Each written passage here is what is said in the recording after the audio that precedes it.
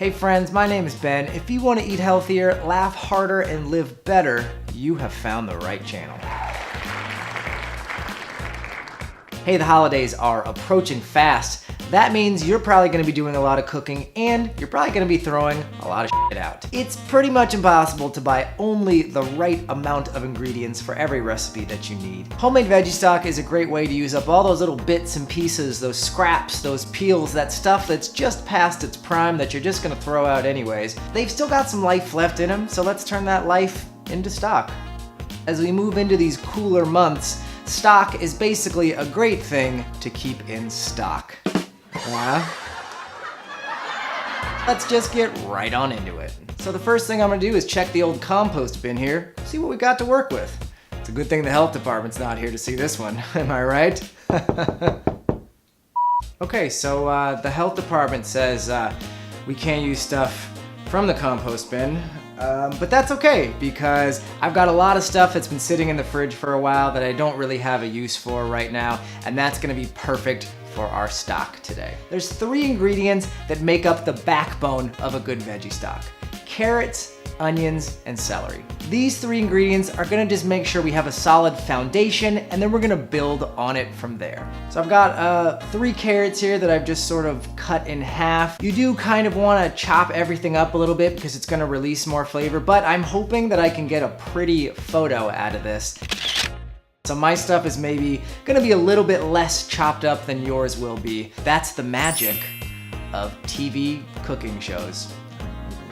I've got the butt of some celery as well as some celery tips. Very important ingredient in our stock, but a little bit of celery actually goes a long way from my experiences. So I would say you don't need to go overboard and use too much celery in your veggie stock. And I've got an old dried out onion that I found in the fridge. We'll throw that in there too.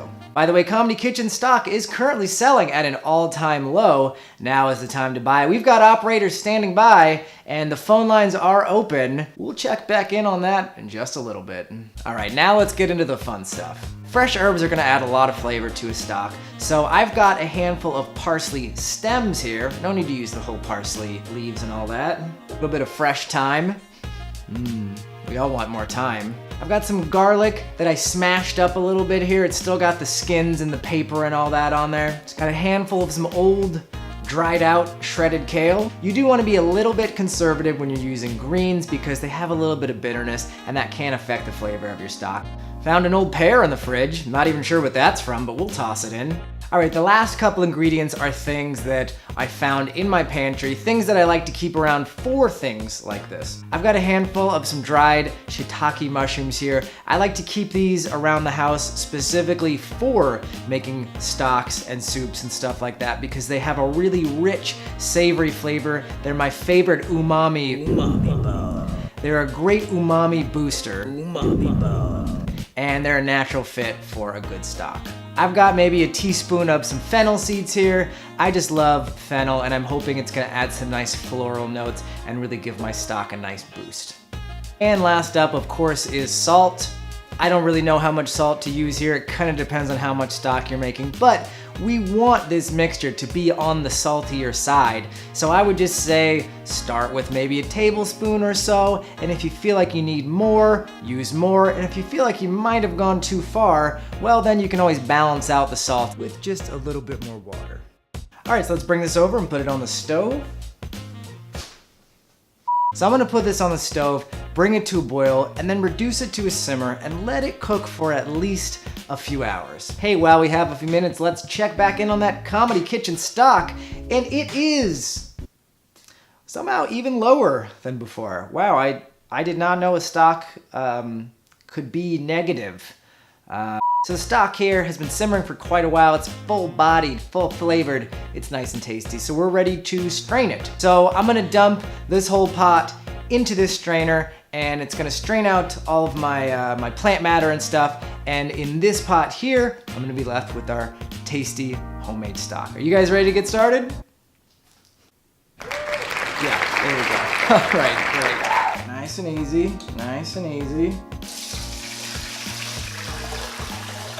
Well, that could have been a little bit cleaner, but mission accomplished. Make sure you have the proper tools to pull this one off. You can also just sort of remove everything with a slotted spoon and just filter out the very end. That probably would have been the smarter thing to do, but hey, we got the job done, right? Let's give this a taste here. That's a good stock right there. That's ready for your Thanksgiving meal, your Christmas meal, whatever you use stock in. You just saved some money and you saved the planet. So, congratulations. Pat yourself on the back there. You've earned it. Hey guys, next week, holiday recipes are coming out. It's gonna be so much fun. I can't wait. So remember to hit that subscribe button if you're new, and I'll see you guys right back here next Thursday on another episode of Comedy Kitchen.